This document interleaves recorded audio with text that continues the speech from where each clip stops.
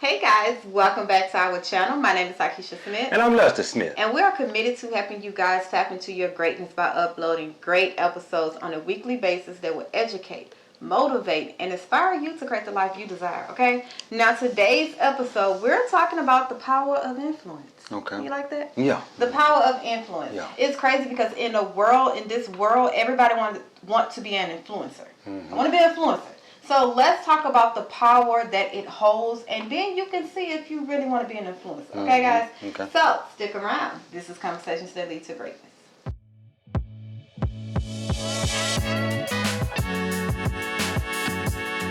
So, power of influence. How you want to take it? Whatever way you want to take it.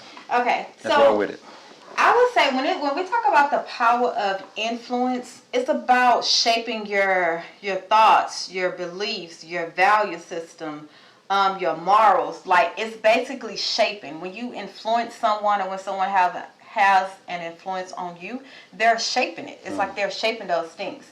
And one of the reasons it's so powerful is because it's like a internal compass. Okay. It's like whoever you allow to influence you, or whatever the thing that you allow to influence you, become the compass on how you navigate your path in life.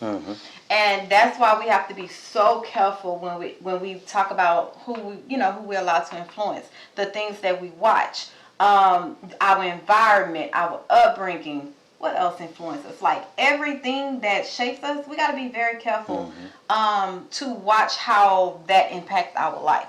Because you will wake up and realize, like, man, where have I been? Why my life going this way? But you look at your whole circle, you realize y'all all the same. Okay? So, power of influence. Hey. Yeah. You got to be very careful who you let influence you. You do. Okay? Let me say this too. The first 10 years of our life are influenced by our mother, father, Our guardians. Yeah, anybody that's taking care of us, our grandparents, our aunties, uncles, teachers, whatever. Yes. The first 10 years are the most crucial years. Probably the first 5 years is because you soak up everything like a sponge in the first 5 years. So you've been influenced by anything and everything in those first 5 years. So I think those are probably the most dangerous years. It's the most dangerous, but I wouldn't say, because around that age, they're not. It's like, it's 3 stages to parenting. You know, at that first stage between 0 to, let's say, 5, you're training them. Like, you're teaching them. You're teaching them to obey, and this is what you got to do. And, you're teaching them the odds and ends of life, right? That's the influence you have on them. And then from 7 to like 11 or 12, even 13, you're training them to how to interpret what you done taught them, why you have to do it this way. So I'm training you so when you get into that 17, 18 and adult life, you can then go out and do it. So that's why I just... And basically you setting their paradigm. You setting it, yeah. And you setting their paradigm. And let me say this. From you say from what was that, the second age range, 7 to 13? Yeah, 7 to 13. A lot of people never come out of that 7 to 13. They don't, because they go through so much influence. Yeah. So much influence. Well, they don't know how to change that over to an adult. Yeah. Once they get to be an adult, so they still in that 13-year-old, 14-year-old mindset. You know what I'm saying? From everything that the parents or the teachers or the grandparents and taught them. Everything that they've been through. Their life. Yeah. Yes, and that's why I always tell people, you have to watch. You have to be intentional, and you have to watch the company you keep. Yeah. Like, you have to watch, even when it comes to family members. Because I know the biggest thing for us is, like, family is our first influence, okay? Whether it's parents, grandparents, whatever. Whoever took care of you, that's your biggest influence. Whatever they told you, whatever they said to you, whatever they made you believe, whatever you've seen, that shaped your thoughts, your belief system, your morals. Like, it shaped who you are today. Exactly. And a lot of times a lot of people wasn't raised in a conducive environment. And so the influence that they had growing up is who they became now. Was a negative influence. Yeah, it was negative and became now. And they still allow their influence to be the compass of their life. So, but when you recognize the power, the power of influence is so great because you can take either the negative or the positive. No matter what the influence is, whether it's negative or positive, it will still have that power.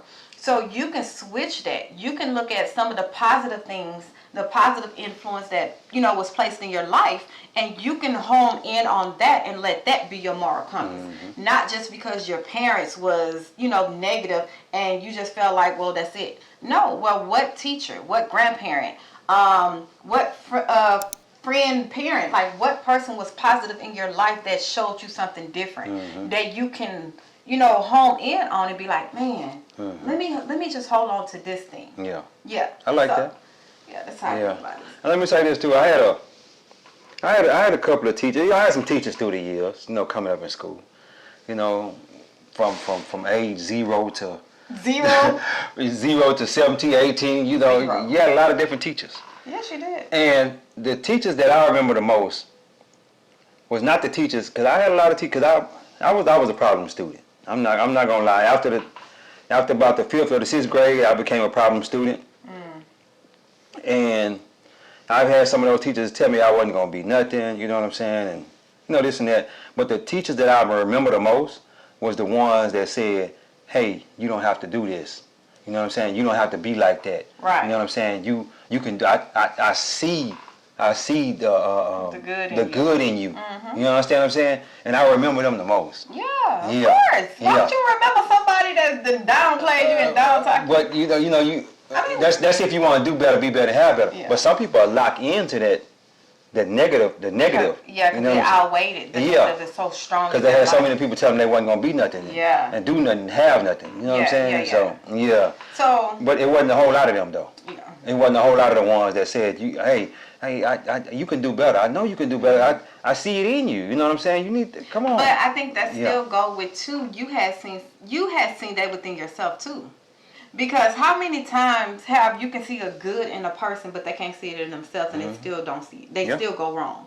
So it's like you still had like that moral compass, like with your grandmother, that moral compass that she was shaping you. Even though in your environment, your mom, you know what I'm saying, your biological environment was different, you still had that moral compass that was still shaped by your grandmother. So that means when that teacher or whoever told you that good thing, it almost like resonated with you, like, man, you know what, I've been thinking the same thing too. It's like that nudge. And then you homed in on it. No, I didn't. No, what I mean, homed in on that means I homed in on the negative because I was trying to fit in with my peers. But what I mean by home in on that, you held on to that. That's what changed you. For later in life. Yes, that's what changed you. Yeah, for later in life. Yeah. But not right then and there though. No, we never. Not you ain't hone in on nothing. I didn't hone in on nothing right then. Now I really wasn't probably trying to hear what she was talking about. I was just trying to do what I wanted to do. And if you wasn't trying to help me do what I wanted to do, you was wrong. So let me tell. Okay, let's go this way with power of influence. Yeah. Because we're talking about the company you keep. Yeah. And that's whether when you was growing up, even your adulthood, or if you a teenager, the company you keep, you will become them. Like they say, the birds of a flock together. That's because that's your influence. That's who you are talking to. That's who you are spending time with. That's who you are literally attached to. So y'all gonna become one. Like that's how it's powerful. Inevitable. Yes, that's how powerful influence is. And when we are hanging with bad influences and thinking we can still be like change them or be that good influence in their life, we realize we get sucked in because bad is so good. If that makes sense. Yeah. It's like in this world. The bad outweigh the good. No. When I mean bad is so good, mean it's good. It's a joy. Like when you was out there not under the influence, but when you was out there bad, you know what I'm saying, doing what you knew you weren't supposed to do, it was fun. It was good. You know what I'm saying? Everybody doing it. I'm fitting in. It's a good thing. So sometimes bad can become good to some people, but that doesn't make it that good for you. Just saying.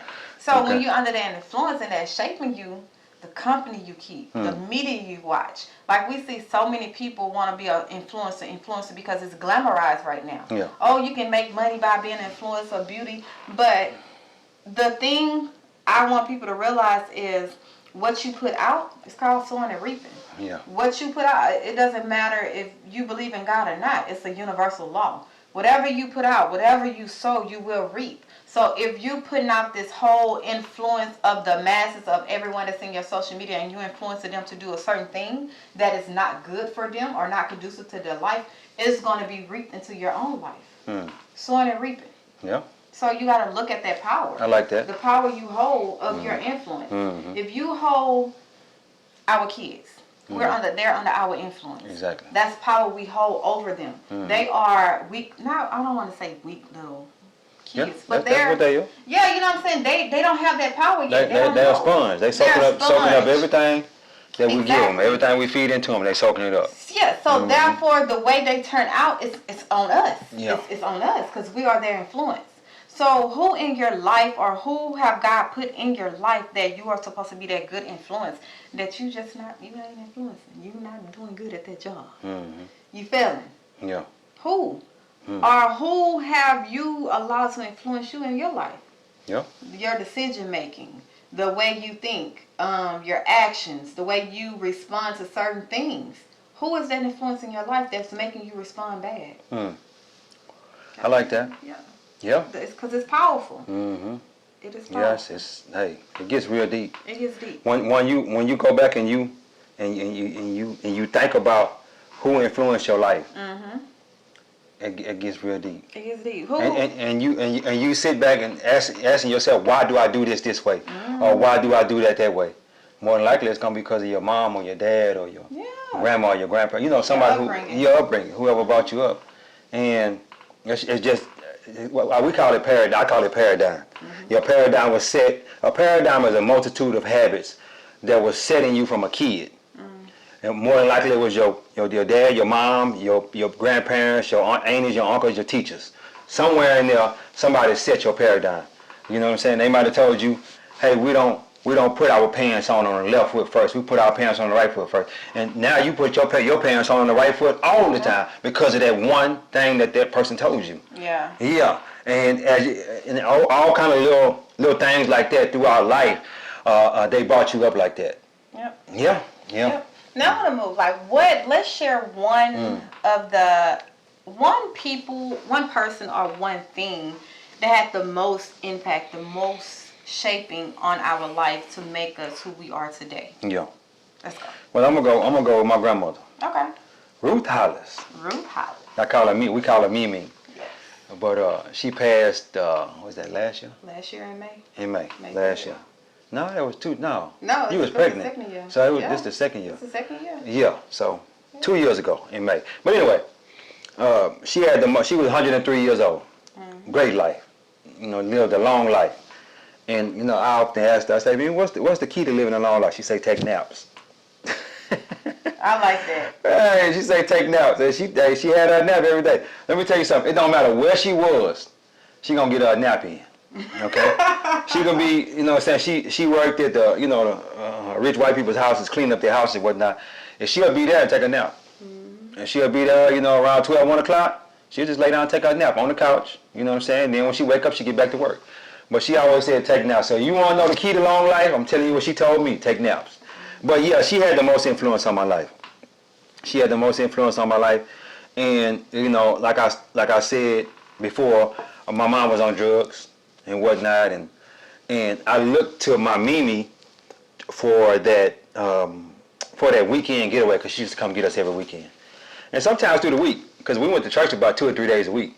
You know what I'm saying? And every time she come to get us, I know we're going to church. You're going to be there all day. Yeah, we're going to church and we're going to be there all day, especially on Sunday. We're going to be in Sunday school, regular service, and then the evening service every Sunday. 3 services on Sunday. But, it's like she had the most influence on me.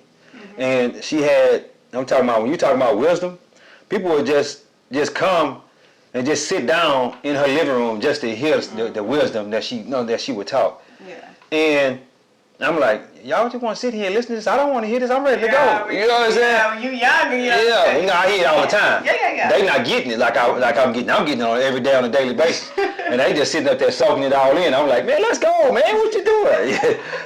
But hey, she always had that wisdom with her. Always. You know what I'm saying? And a person that live 103 years old, they gonna have wisdom. They supposed to.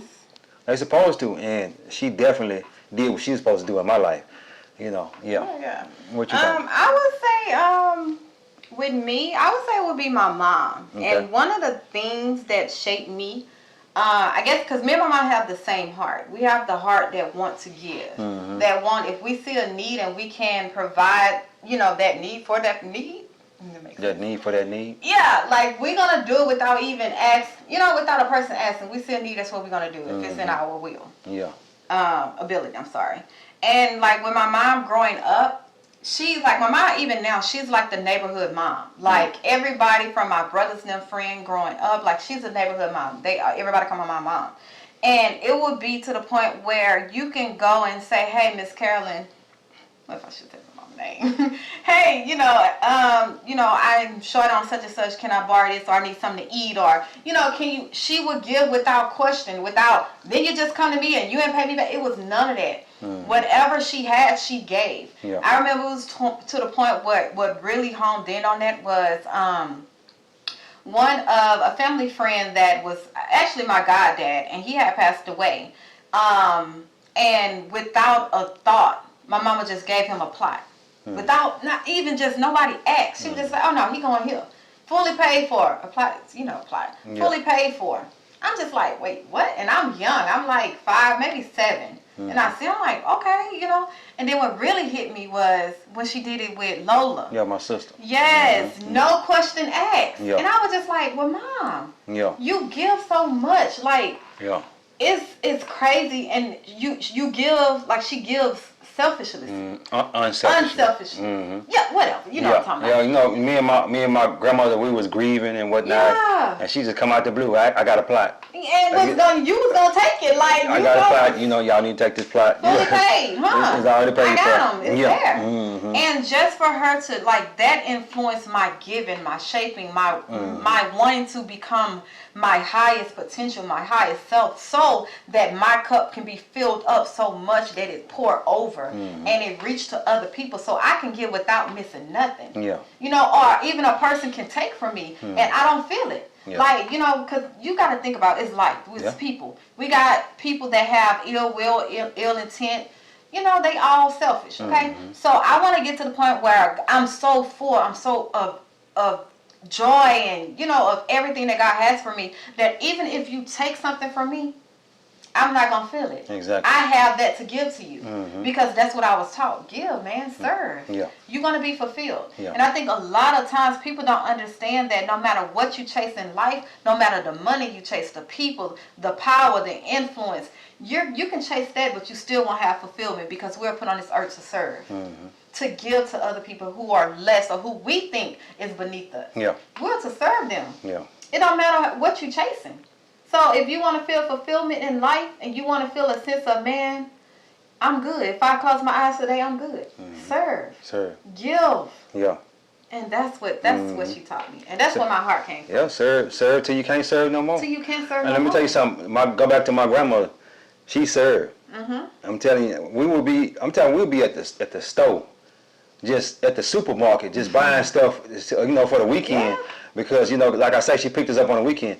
She'll be in line for to pay for her stuff, and she'll ask the person behind her, "Hey, where y'all go to church at?" you know what I'm saying? And the person will say, "Well, we don't go to church," and she'll say, "Well, can I come pick your kids up for church on Sunday?"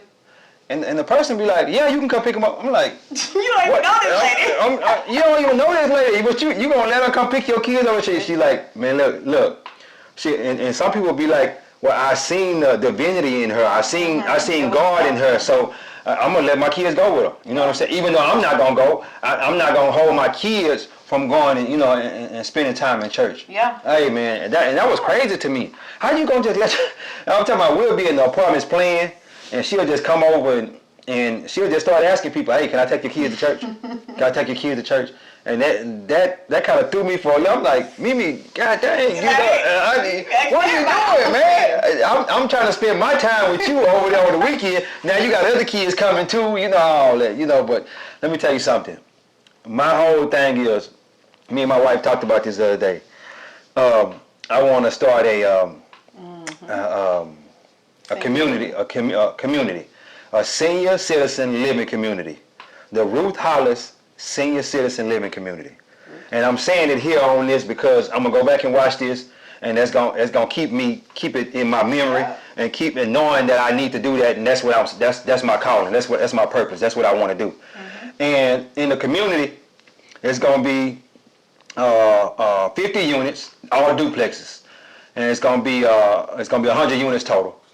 And it's going to have a pool in the community. It's going to have a recreation center where they can play bingo, dominoes, and spades if they want to play spades. And it's also going to have the recreation center, so that way if they want to have parties at the recreation center, for them or somebody that they love, they can have it there. They just have to rent it out on that certain day. And Miss salon, hair salon. No, I ain't gonna have all that. Beauty and a barber. She say all that, but it's just 100 units. You know what I'm saying? But another thing too, I want to have it cheaper. Let's say the rent is $2,000. The market rent is $2,000. I want to have the rent where it be $1,700, $1,500 a month. I want to have it cheaper than anybody else have it, and the facility is going to be 55 and up. Yeah. 55 and up. And also, too, I know 55 and up, I ain't going to have a whole lot of problems out of them. 55 and up, I know I ain't going to have a whole lot of problems. There ain't going to be a bunch of kids tearing the houses up and all that. You know what I'm saying? And they going to stay there until they pass away. Let me tell you something, because when a lot of people get up in age, they want to downsize. Yeah. They want to downsize. They may live in a nice sized house, but they just want to sell that house and go downsize and pay rent until they pass on. You know what I'm saying? In a little 2-bedroom house, you know what I'm saying? And that's what I want to provide that for them. Or they want company. Yeah. Company. Yeah. They don't care. They just want company. And then it's community. So it's hey man. Yeah. They can go right there to the recreation center and go play dominoes or bingo or whatever. Create a small little family. And mingle with the people. Yeah. Or go get in the pool. Gonna be a pool there for them too. So Hey, I'm happy about that. I'm really happy about that, and I know by me putting this out there in the atmosphere, it's gonna come to us that much quicker, because that's something that I really want to do, and that's helping people. And let me tell you something: when you put something out there in the atmosphere like that, you find something that you want to do with your life, something like pertaining to what I just said. I don't care what it is. Anything that's got to do with helping people is gonna come that much faster to you. And I'm talking about replay that in your mind. Visualize that, imagine that that's already there. Imagine that you already have that. The Bible says believe and receive. That means as you believe that in your mind, it's going to come to you that much faster. You understand what I'm saying? And that's something that I really want to do. The Ruth Hollis Senior Living Community. No, I don't. Senior Living. Senior Living Community. I like Senior Living Community. It's gonna just be in big letters. The Ruth Hollis. That's it. Don't that sound so luxury? The Ruth Hollis, and then under the bottom, Senior Living Community. Yes. But see, this is the thing. That's purpose behind it. Yeah. Because that's why I also want to point out. You can have a vision, you can have a want, you can have to help, but you gotta have purpose to drive you there. Like that power of influence, like. That power of influence that she had on your life made you have that purpose, a sense of, man, I want to dedicate this to her. Yeah. Like, because this is the influence she had on my life. I don't want to dedicate that to her. You are. We gonna dedicate that. Ain't no doubt. Yeah. But the amount and the power that she had on our life and other people's life, it's like, man, that's part of my purpose. Yeah. Like, to create a whole community and to make the environment conducive to their life, like, because that's what she did. Anybody, it don't care who you were. Yeah. You can be a crackhead, a dolphin, a murderer. It doesn't matter who you were. She's gonna treat you like the president of the United States, and the person, a bum on the street, you still get treated the same. Yeah. You gonna go to church. Just saying. Yeah. But she'll come pick you up. Yeah. She showed love. She did not like judge, and that's what I said. That's the power of influence. Yeah. Because now, man. What? It shaped. It shaped this man. Yeah. To be who the thing about it is, she had a 2-door Mercury Cougar. That's what, 5 seats total. She'll have 5 or 6 kids in the back and 2 of us in the front. Back then they wasn't really tripping about the seat belts and all that. 2 in the front and 5 or 6 in the back. On laps. Oh man. And then she'll drop us off and then go pick up another group. Another 5 or 6. I'm talking about did that every single Sunday. I'm talking about for Sunday school, and then she go get the donuts. Go get the donut. We had donut. We know, and they knew. Yeah. They know that if they come to church on Sunday, they got a donut every Sunday morning. Yeah. And that's how she baited them in with them donuts. But they came and they got their word too, though. You know what I'm saying? And that's influence. And I want to talk about like what people have been placed in your life that you are to influence. What is the impact that you're going to bring into someone else's life? A lot of times we always looking to receive, like, okay, give me. You know, you influence me, but what are you giving out? Yeah. So you might have a family friend, a brother, sister, it doesn't matter. You know that, man, this person needs some influence. This person needs help with shaping their thoughts, their beliefs, their value system. They need help. Don't talk about them. Be that influence. Yeah. A lot of times we want to have this big, announcement of influence, or we want this, this big, like, just like, oh, look at me, I'm influenced. I'm big brother, big sister, program, and want to be on social media, flossing and saying this is what I'm doing for the community. But you dropping the ball at home. Everything starts home. Yeah. Then go out into the community. You don't have to look for no program. You don't have to look for social media. You don't have to put them on. Start at what you got at home. Yeah. Start in your own community. Start in your own backyard. Yeah. Be that influence, and then work your way up. Because what it look like you out here, you been this social media influencer to everybody and their mama, but you dropped the ball at home. And your kids and whoever that look up to you is looking at you like, who is this? Like, that ain't you. That ain't what we getting at home. Like, you know what I'm saying? Exactly. So start at home. Yeah. Be an influence. Influence someone for the good. Okay. And you got to be a positive female or male role model. Yes, especially now. Today's time. Yeah. It's more than ever. We need some positive role models. Yeah, them kids and the young adults, they need somebody to look up to. And some adults. Yeah.